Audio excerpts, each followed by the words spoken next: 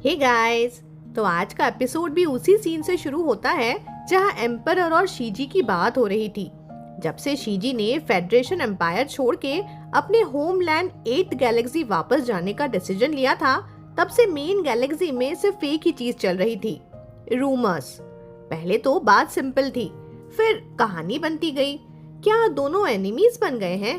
क्या दोनों की फ्रेंडशिप खत्म हो गई है? लव स्टोरी अधूरी छोड़ दी क्या? Etcetera etcetera. रूमर्स के कोई हाथ पैर तो होते नहीं ना, और हर रिटेलिंग स्टोरी के साथ ये सब और ज्यादा आउटरेजियस होता गया। स्क्रीन पर एम्परर का कोल्ड हैंडसम फेस एकदम ब्लैंक मास्क पहने था, लेकिन उनकी डीप वॉइस बस एक वर्डिक्ट सुनाने वाली थी। इस फास को यही खत्म करो और वापस आओ। ये कोई रिक्वेस्ट नहीं थी, ये उनका एक फाइनल ऑर्डर था। लेकिन स्क्रीन के दूसरी तरफ खड़ा वो यंग मैन एकदम काम, कंपोज्ड और थोड़ा सार्कास्टिक एक्सप्रेशन लिए था। बोला, जब शो शुरू हो ही गया है तो खत्म भी करते हैं ना। और उसके डिग्निफाइड एलिगेंट फेस पर एक हल्का सा मॉकरी सा कर्व आया। फिर वो बोला, अगर पूरा प्ले नहीं होगा तो कैसे पता चलेगा कि ये सिर्फ फार्स था?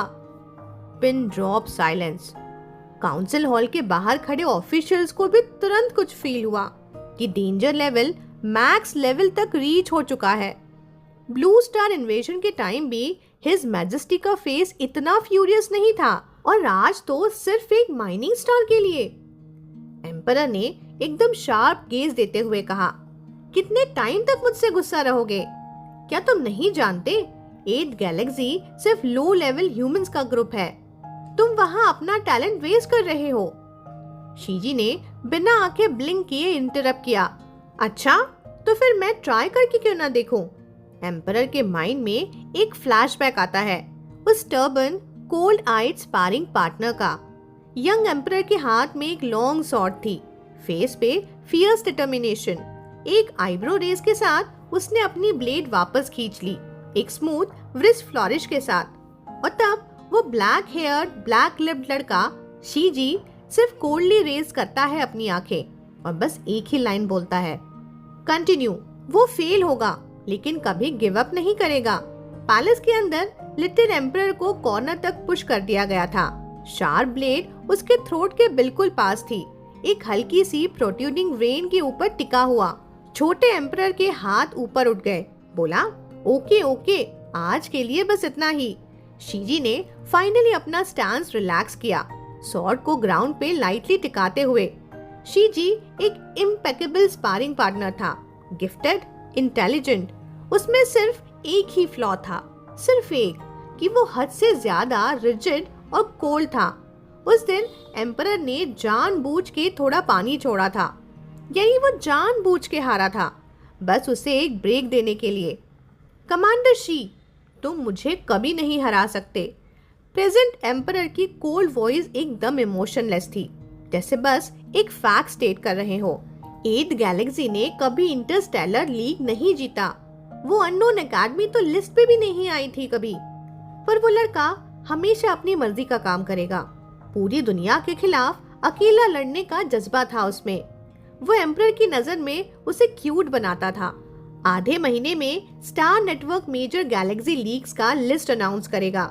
अगर तुम्हारी टीम उसमें नहीं हुई तो मैं तुम्हें फोर्स करके मेन गैलेक्सी वापस ले जाऊंगा। और बस उसने होलोग्राम डिस्कनेक्ट कर दिया। ग्रैंड पैलेस का व्यू एक ब्लिंक में वैनिश हो गया। बड़े दिनों बाद हमारे छोटे प्यारे G8301 की आवाज आई। आधे महीने बाद? सिर्फ कोइंसिडेंस है क्या? कमांडर, इस टाइम पर तो आपके ऑफिशियल ईटर्स पीरियड भी है ना। तू बदमाश ना। शीजी ने ठंडी आवाज में G8301 को कर्स किया और ऑफिस से गुस्से में निकलने लगा। पर धड़, वो सीधा किसी से टकरा गया, एक tall alpha with long legs, और शीजी का नोज सीधा उसके कॉलर बोन पे हिट हुआ। क्लीन कॉलर से एक प्लेजेंट सेंट निकल रही थी, sea waves plus cool mint plus snow white sand. ऐसा फील हुआ जैसे मॉइस्ट सी ब्रीज चीक को सॉफ्टली ब्रश कर रही हो। शीजी का थ्रोट एकदम टाइटन हो गया। वो इमीडिएटली स्टेप बैक लेना चाहता था, लेकिन एक वार्म हैंड ने उसके नेक के बैक को जेंटली सपोर्ट किया और बोला, बी केयरफुल। उसके स्किन को जैसे एक हल्की सी गर्मी ने नम कर दिया था और ऊपर से आई एक लेजी मैग्नेटिक लाफ। कमांडर, चलते वक्त रोड पे ध्यान क्यों नहीं देते? शीजी ने उसका हाथ बड़े रूड अंदाज में हटा दिया। चेहरे पर एकदम कोल्ड रिएक्शन। बोला, तुमने देखा था? जाय शाओ की आंखों ने उसका वो एक्सट्रीम कोल्ड फेस तो देखा, पर वो हल्की सी रेड नोज टिप भी पकड़ ली। बोला, नहीं देखा, बट एक्चुअल में उसने देख लिया था। लेकिन कौन रजिस्ट करेगा ना जब कमांडर खुद उसकी तरफ रश करे। बस अपनी उसने स्ट्रेंथ कंट्रोल की ताकि उसे ज्यादा हर्ट ना हो। शीजी उस रिएक्शन से काफी सेटिस्फाइड लगा। फिर उसने पूछा, यहाँ क्या कर रहे हो? उसकी नजर स्लिप होते गई उस थिन पेपर पर जो लड़के ने हाथ में पकड़ा हुआ था। जाय शाओ ने एक साय निकालते हुए सीधा ही बोल दिया, property subsidy application form submit करने आया था। शीजी ने एक ग्लांस लिया, समझ नहीं पाया कि जब पैसे नहीं है तो उसके दिए हुए स्टार कॉइन्स क्यों रिफ्यूज कर रहा था कल ये बंदा भी ना, और फिर भी इनोसेंट पपी फेस भी बनाता है। शीजी की नजर हमेशा फॉर्म पे ही टिकी देखी तो जाय शाओ थोड़ा ऑकवर्ड फील कर गया। बोला, हाँ अभी पैसे नहीं है, पर तुम्हारे पास एक दिल है जो मुझसे प्यार करता है।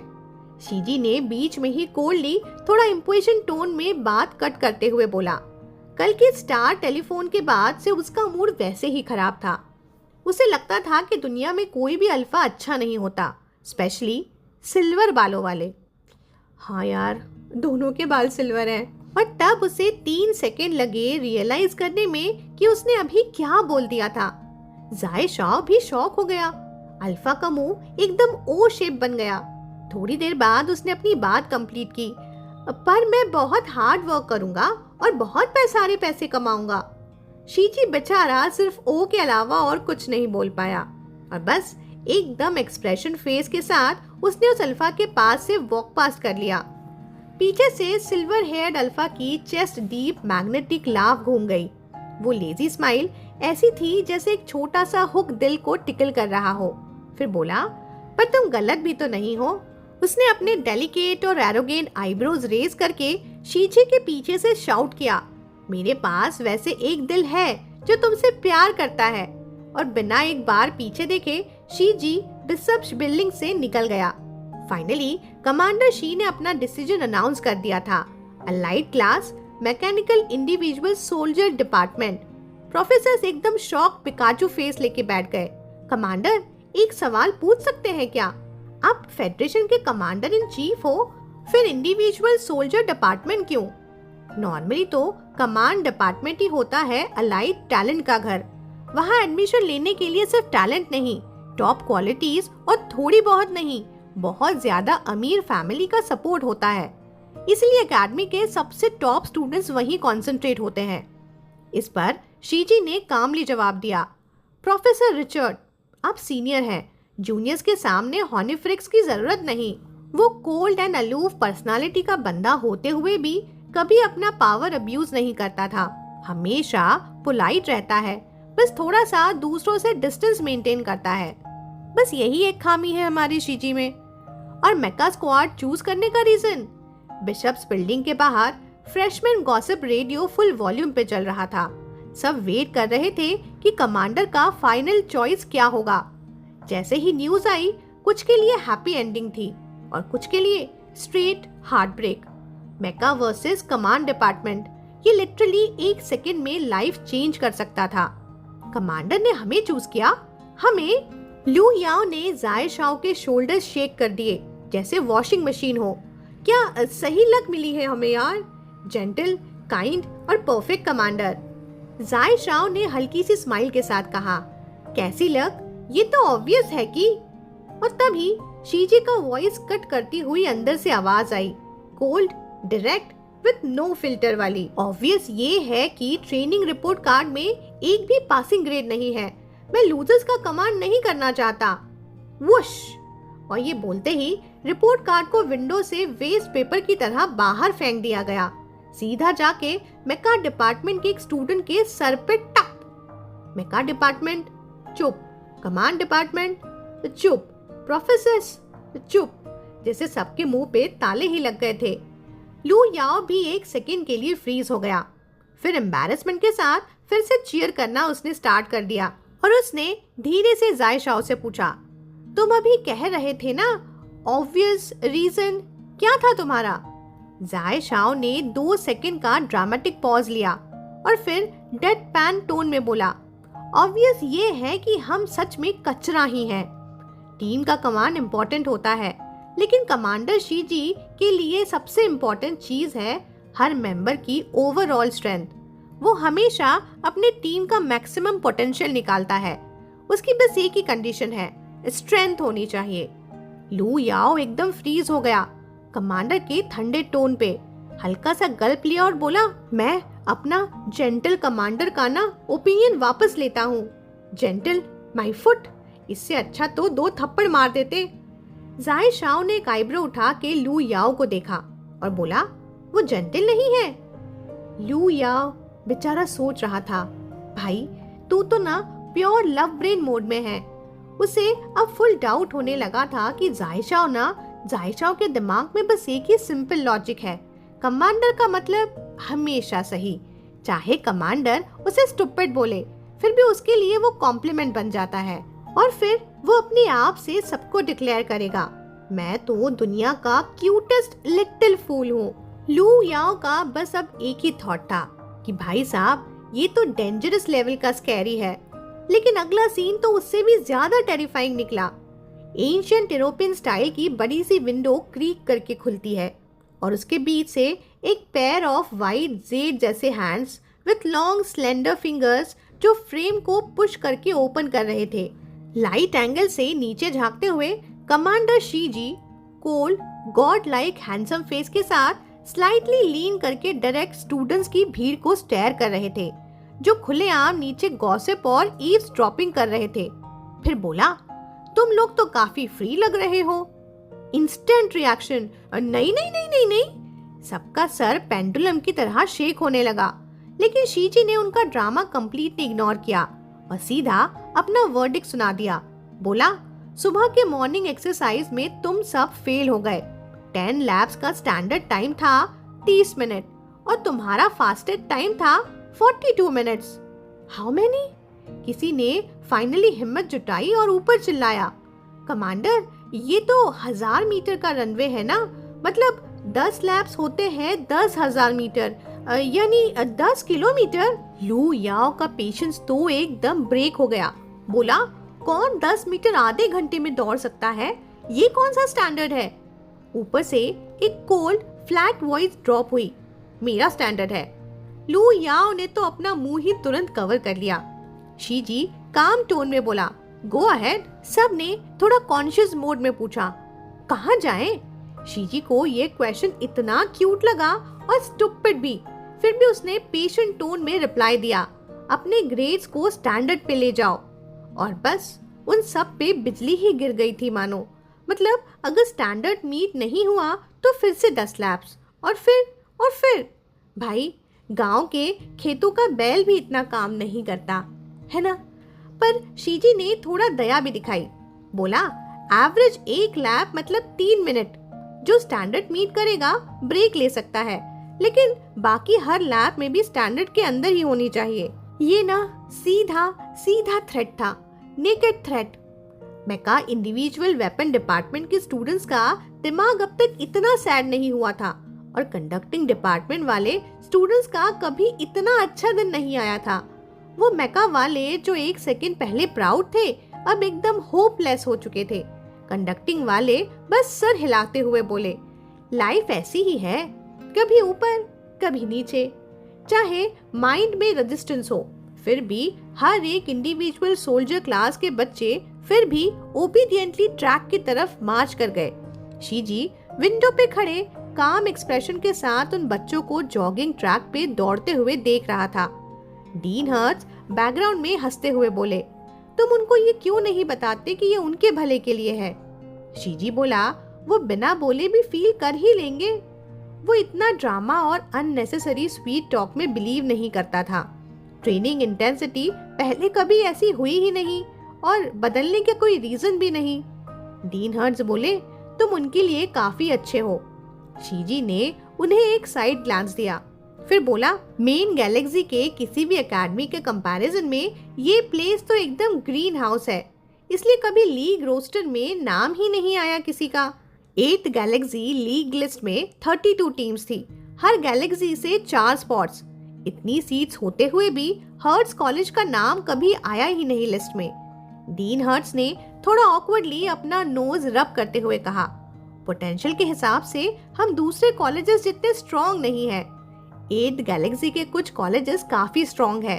सबसे बड़ा नाम था टियानसुई रॉयल मिलिट्री एकेडमी, एक मिलिट्री एकेडमी जो सिर्फ अल्फास को रिक्रूट करती है। शीजी बोला, पोटेंशियल तो फोर्स करके निकाला जाता है। एक वक्त था जब वो एक सिंपल ऑर्डिनरी लड़का था। डीन हर्ट्स ने उसकी साइड प्रोफाइल देखी, हल्का सा स्माइल किया और हेड शेक करते हुए बोले, लोगों को इतना हार्ड लाइफ जीने की जरूरत नहीं होती। उनका मोटो तो हमेशा से यही रहा था कि सब रेस करते रहे, कोई चाहे तो आराम से लेट कर चिल भी करे, हर दिन खुश रहो बस। शीजी ने थोड़ा हेल्पलेस लुक दिया उनको, पर थोड़ा अम्यूज भी था। फिर बोला, मैं किसी को फोर्स नहीं कर रहा, चाहे तो वो छोड़ सकते हैं। उसकी नजर रेसिंग ट्रैक पे गई। वहाँ यंग कैडेट्स फुल एनर्जी के साथ फॉरवर्ड रश कर रहे थे। तेज हवा ने एक लड़के के सिल्वर बालों को उछाल दिया। उसका शार्प और थोड़ा वाइल्ड सा फेस रिवील हुआ और उनके बीच एक pair of deep peach blossom eyes भी चमक उठी। उसने ही सबसे पहले 3 मिनट लैप का बैरियर तोड़ा था। बैकग्राउंड में विसल्स, चीयर्स, शोर, लेकिन उस लड़के ने अपनी विक्ट्री का 1 सेकंड भी हाइड नहीं किया। उसके छोटे पॉइंटेड वाइट फ्लैंक्स हल्की सी लोअर लिप पे प्रेस हुए और उसने थोड़ा टिल्टेड हेड के साथ एक वाइल्ड स्माइल दिया। शीजी के लिप्स एकदम सटल कर्ल कर गए और बोला, लेकिन कुछ लोग तो परसिस्ट करना चाहते हैं। हाई इंटेंसिटी ट्रेनिंग का मतलब होता है एक्सट्रीम वीकनेस प्लस हंगर। शीजी ने रियान को बोला, न्यूट्रिशियस रीएजेंट ले जाके दे आ। रियान की आंखें गोल, अरे इतना रॉयल खाना खिलाने की क्या जरूरत है उनको? न्यूट्रिशियल रीएजेंट्स का मतलब रेयर न्यूट्रिशंस एक्सट्रैक्ट, जो बॉडी का स्टैमिना इंस्टेंटली रिकवर करता है, लेकिन बनाने का प्रोसेस इतना कॉम्प्लेक्स है कि पाने और खाने से भी ज्यादा महंगा पड़ता है। शीजी फिर भी एकदम काम टोन में बोला, हाँ भेज दो, मेरी सैलरी से कट कर लेना। रियान तुरंत रेडी, बोला, ओके ओके, बॉक्स ले जाता हूँ अभी। शीजी ने कैजुअली ऐड किया, 2 बॉक्स भेजना। रियान, हाँ? विंडो के सहारे खड़ा हैंडसम यंग मैन नीचे ट्रेनिंग ट्रैक पे दौड़ते हुए कैडेट्स को अपनी इनडिफरेंट नजर से देखता रहा। शायद उसके बालों का रंग ही था जो उसे दूर से भी आइडेंटिफाई कर रहा था। एक सिल्वर बालों वाला अल्फा जो ऑलरेडी स्टैंडर्ड क्रॉस कर चुका था, फिर भी ट्रैक पे वापस लौट के फुल स्प्रिंट मार रहा था। लगता था जैसे उसके दिमाग में शीजी का वो सेंटेंस इको कर रहा हो, हर लैप का रिजल्ट मेंटेन करना होगा। शीजी ने एकदम कामली अपनी नजर वापस खींच ली, जैसे कुछ हुआ ही नहीं, और बिल्कुल फ्लैट ऑर्डिनरी टोन में बोल दिया, कुछ बच्चे तो माल नरिश्ड है ना। सही कहा ना। रियान जब बिशप्स बिल्डिंग से बाहर निकला तो उसके गालों पे गुस्सा लिटरली पफ्ड होके चिपक गया था। डैम इट, वो सिल्वर बालों वाला छिछोरा कामयाब हो गया। हमारे प्यारे रियान ने मुटमुटाते हुए बुरा सा मुंह बनाया, बोला, कमांडर ने फाइनली उसे नोटिस कर लिया, ये तो बिल्कुल भी अच्छा नहीं है, बिल्कुल अच्छा नहीं है। आज कमांडर का ध्यान उस पे है, कल को कहीं उससे शादी वादी करने का तो सोच लिया तो। Oh no, oh no. Riyan ने तुरंत अपना सर दोनों हाथों से ढक लिया, जैसे अभी अभी अपने ही दिमाग में कोई हॉरर फिल्म देख ली हो। उसके इमेजिनेशन ने तो सीधा अर्थ शैटरिंग डिजास्टर का ट्रेलर चला दिया था ना। तभी एक ठंडी मैग्नेटी को थोड़ी सी बोर्ड सी आवाज सुनाई दी, तुम्हारे दिमाग का चेकअप करवाया है कभी तुमने? रियान ने पलट के देखा तो वहाँ फ्लावर बेड के पास खड़ा था एक लंबा पतला long leg alpha, student union का vice president. Hey guys, I hope आपको आज का एक्सप्लेनेशन पसंद आया होगा। अगर वीडियो पसंद आई हो तो लाइक और कमेंट जरूर करके बताइएगा, और अगर चैनल को सब्सक्राइब नहीं किया है तो वो भी जरूर कीजिएगा। और हाँ, अगर आज आपको मेरी आवाज़ थोड़ी सी वियर्ड लगी हो तो माफ़ करना, मुझे एक्चुअली कोल्ड हो गया है, तो आज मैं गर्म पानी पी पी कर वीडियो रिकॉर्डिंग कर रही थी। खैर शायद जल्दी ही ठीक हो जाएगा। तो मिलती हूँ फिर आपसे अगली वीडियो में। Good night.